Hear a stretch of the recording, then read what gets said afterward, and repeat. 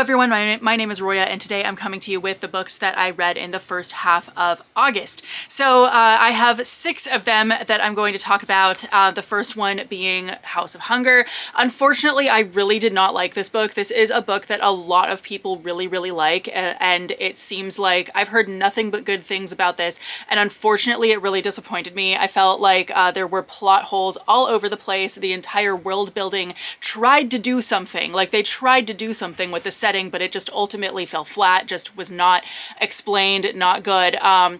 And the only thing I liked about this book is that there's a cat in it who does not die. So this is about a girl who becomes basically a person who is like a servant in a house, but in like a noble house, but she actually is there solely for the noble woman to drink her blood in order to survive. So it's basically about vampires who are not vampires. I'm not even sure what's going on there. And all the horror-esque elements of this book were trying to be all edgy and weird, and it was just there for shock value. Like, there wasn't a single thing that was actually clever about this book. Everything like weird about it that you're trying to figure out what's going on or any of that is solely there to surprise you and to be creepy and weird. And so nothing about this book made sense, and I just really did not like it. The Infinite State by Richard Swan. Unfortunately, this one was a little bit disappointing as well. This is about a woman who lives in basically a totalitarian nation, and her husband dies, leaves her billions of dollars, and she uses it to found her own nation. So this is a good, it was a good idea. It tried to make a pretty good point, but ultimately this whole story was really boring, and I had a really hard time reading it. I felt like it reminded me a little bit of 1984, in which we kind of have a more privileged person who realizes that the totalitarian nation is bad, but there's no real context as to why they know that it's so bad, like why it is that they really want to do something to change things. I felt like no context was necessarily provided for like why we get this story exactly, and so that made me really sad. Spark of the Everflame by Penn Cole. I liked this book for what it was, and I think that if you've like never read a fantasy book before, you might like this, but ultimately I felt like it was also very much the same kind of fantasy story we get all the time, and it didn't do anything new and different that I liked. So I thought it was well written, it was well done, but just plot-wise, it was really boring and kind of the same thing that we already see all the time. The only thing that there were a couple things that I really liked that it did really well. One is that the main character has the same boyfriend the whole time. Like, she's already basically with the guy when the story starts, so there's not a like weird love story just thrown in there or anything like that. Like, she has a boyfriend the whole time. And then secondly, she is a healer and is getting very underestimated because she's a healer. People think that that means she's not a good fighter, when actually she is. She's just a better healer than anybody else. And she's been mixing medicines since she could walk, basically. And so she likes to heal people. She wants to help people, but people left and right in this book think that that means that she like can't fight or like can't do anything else, and that's why she heals. And it's like, no, that's not how it works. And so I thought that was a really good point to make. I thought that was really well done. But overall, I liked this book, but I just didn't think it really did anything special. You Won't Forget Me.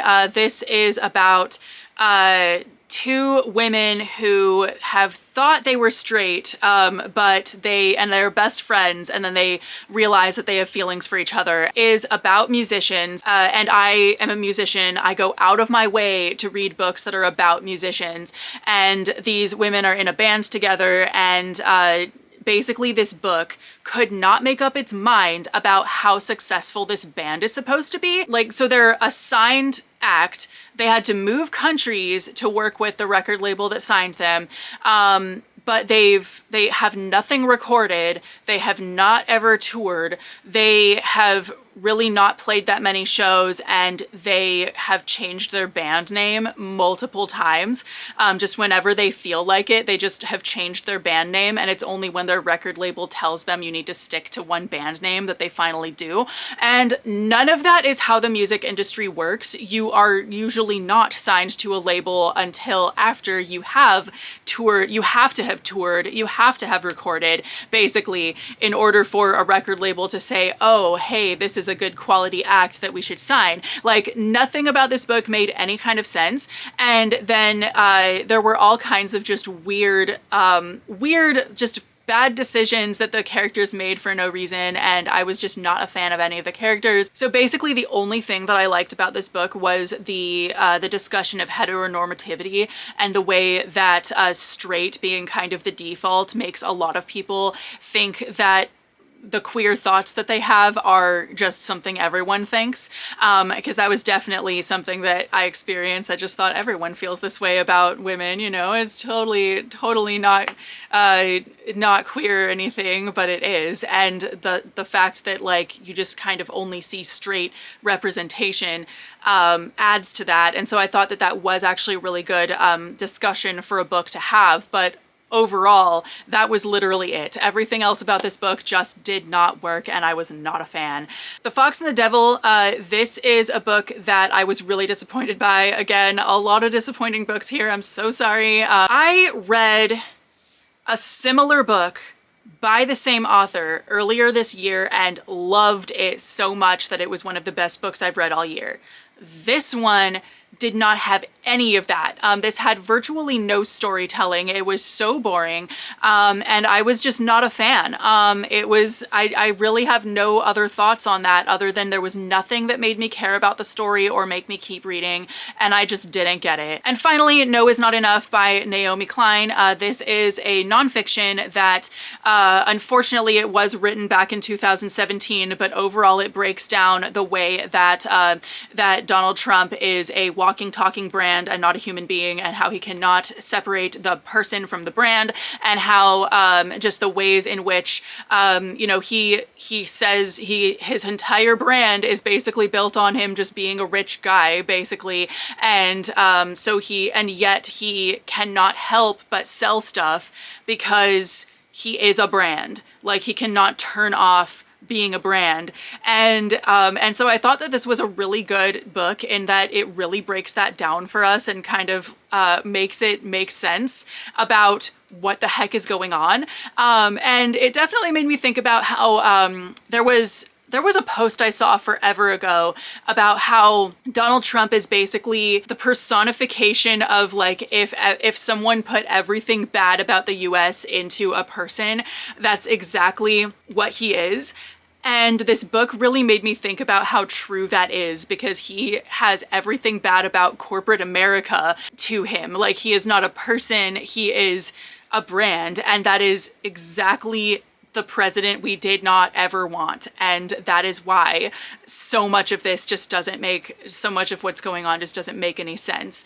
And so I thought that this was definitely a really, really good book that I would highly recommend, but I wish that I had read it back when it came out, because it is a little bit dated by now. This is from 2017.